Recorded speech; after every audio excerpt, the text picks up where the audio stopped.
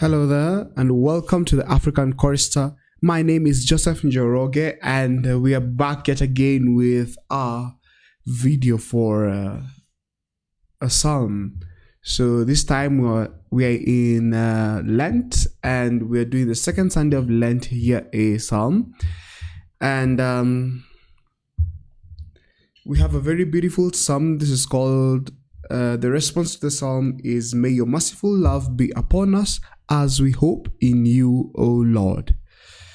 The text of the psalm, that's the text of the psalm. It's Psalm 33. It is very hopeful despite what we know is going to happen. Our Lord is going to be crucified for our sins, and we need to be able to recognize that we're actually sinful, and we need to hear some hope in the music. And we've tried to do that today. So, very simple tune. I'll just talk you through the basic chords that we have here. This is the tune. Sounds like this.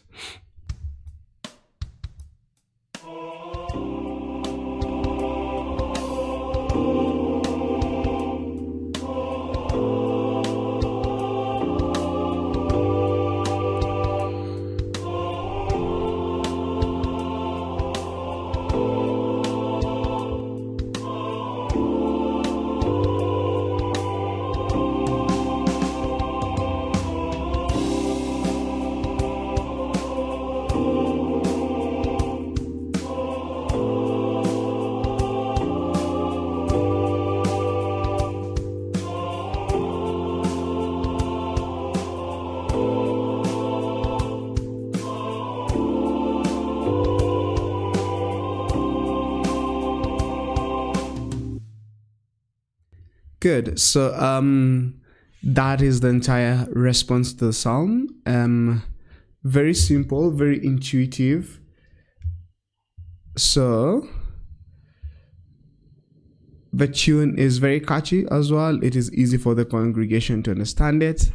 So we're in C major, and so basic C major chord, and I wanted to hear the word love just blow up on my face. That is why I used the chord C7 over E. So C7 over E is just the fast inversion of our C7 chord, and then followed by an A minor chord. So this is the sixth of the key, so an A minor 7, just because and now the seventh is on the soprano line, but then they have a lip in the melody. This is where I try to be really creative.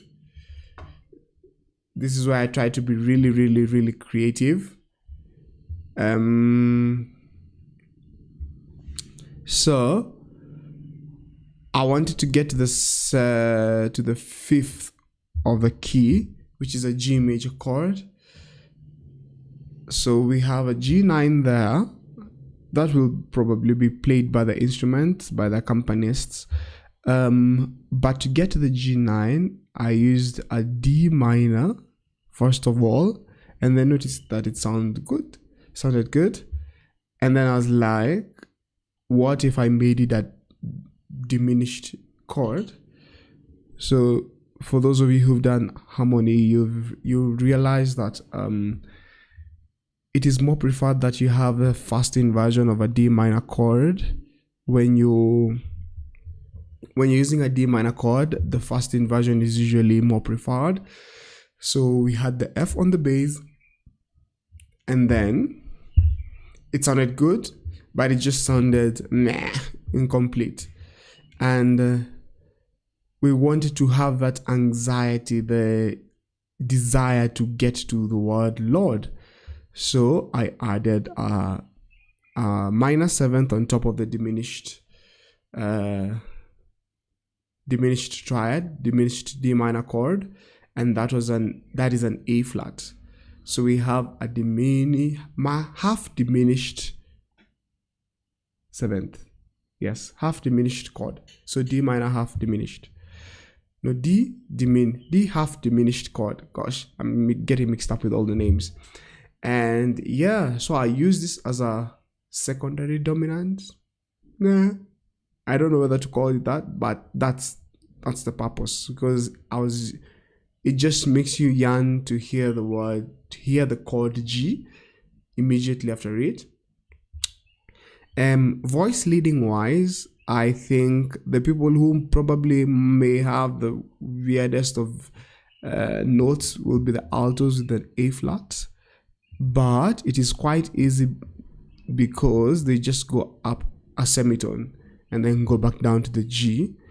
And the interesting thing is that every other instrument will be playing a G major ninth chord after the G major chord has sounded from the choir, which brings a sort of, yes, we are there now, right? And that just finishes up the first phrase.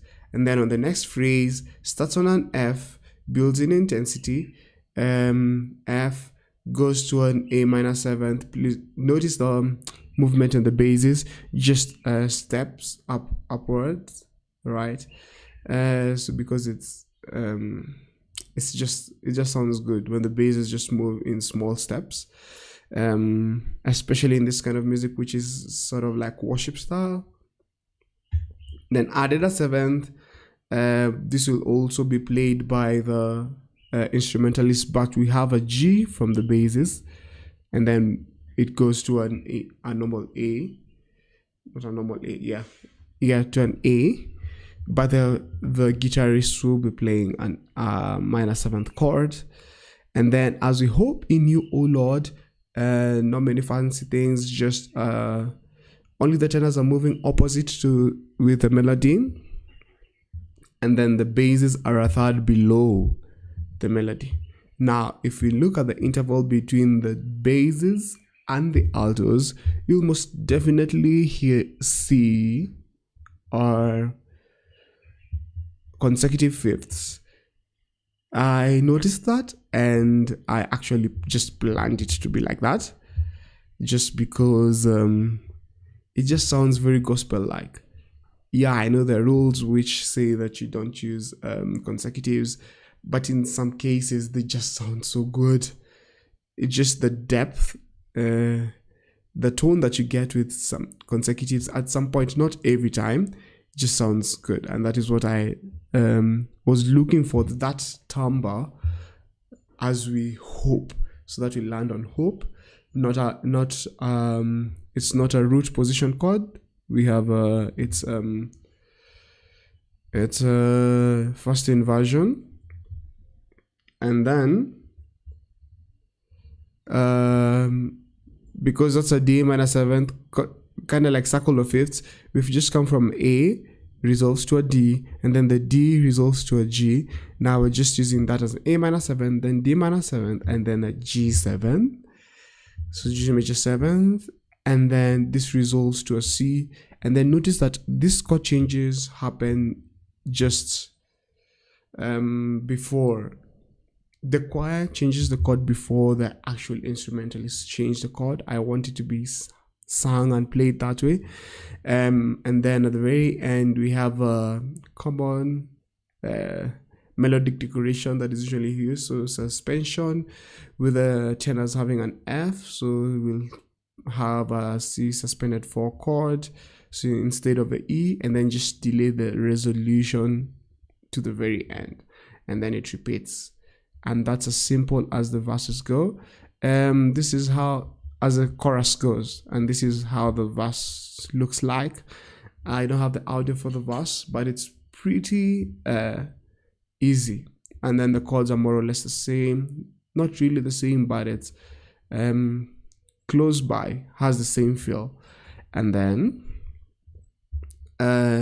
there's a triplet change of rhythm, something that you're not used to. It brings a lot of hope. The triplets just bring a lot of hope in the text, a feeling of hope and yearning for mercy, yearning for love. And this is an amazing tune by Michael. Some of Notes are small-headed, haha. And because they just appear in just one or two verses, not in every verse. Like here, this just applies in the third verse. Yeah. And that's it for the psalm for this Sunday. Hope you can use it for your church. Here's a listen one more time.